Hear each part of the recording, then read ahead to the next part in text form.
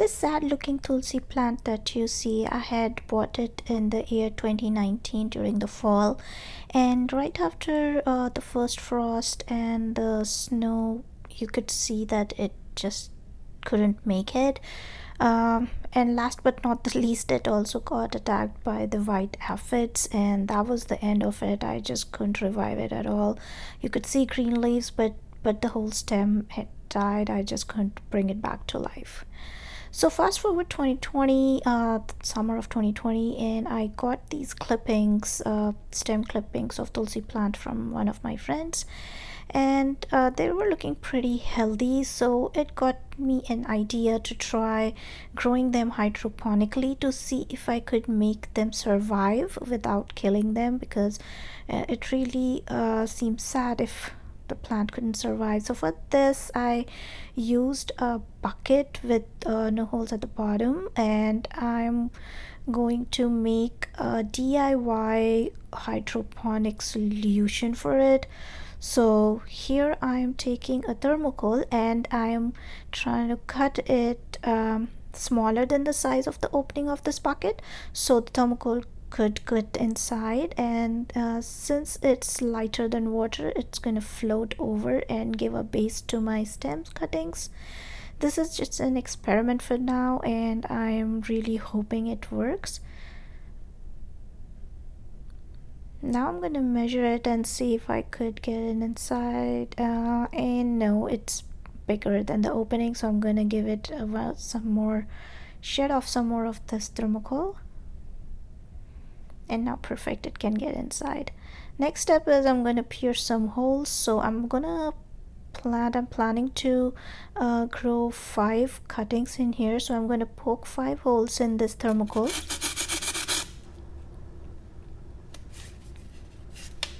I made sure the holes are large enough so the stem cuttings could go in without hurting themselves, and then the next step was filling in water in the bucket, and then I'm going to add a liquid fertilizer to this water.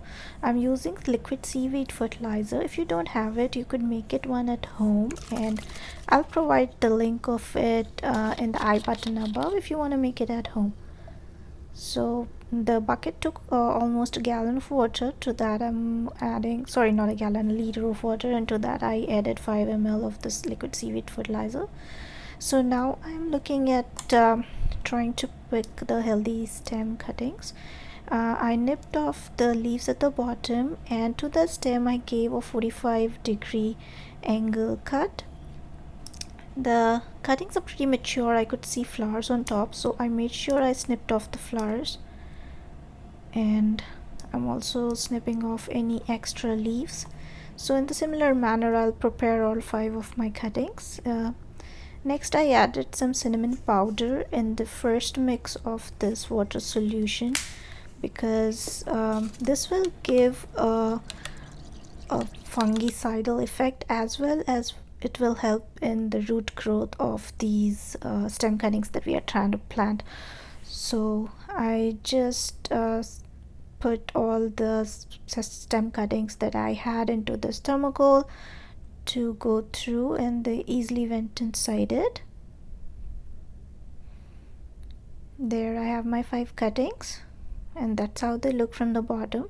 I'm just going to place the thermocol on top of the water and put it in a semi-shaded area. So here you could see the result after 1.5 months. I kept it in a sunny area after a week. And then you can see, although it has not grown vigorously, at least all 5 of my stem cuttings have survived, and that is a big joy for me already. The stems were mature, so the flowers are developing pretty quickly, so I'll make sure I nip them off. The plant looks like this. Fall of 2020, as soon as the frost started, I brought it inside, and I'm also making sure to snip off any flower development, because that kind of gives an indication to the plant that your growth period is over. The fruit is there, so you don't need to grow anymore. So that's why you need to make sure that for the basil you need to snip off the flowers. And I'm also picking out any dead leaves.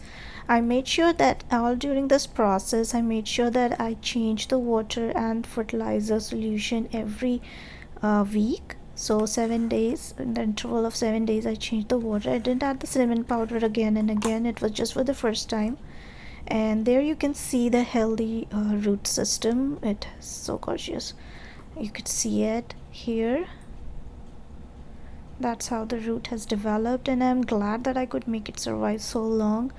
And now I'm going to put it in one of the window areas, the west facing window, and I hope it survives through the winter. But as an extra experiment, I'm adding this Epsom salt, a pinch of Epsom salt to the water. I won't let it sit for 7 days. As I'm adding it, I'll just keep it for a night, and then the next day I'll throw away this water and wash the whole bucket and fill in fresh water and some more liquid seaweed fertilizer so that my plant can grow well and get all its nutrients it needs.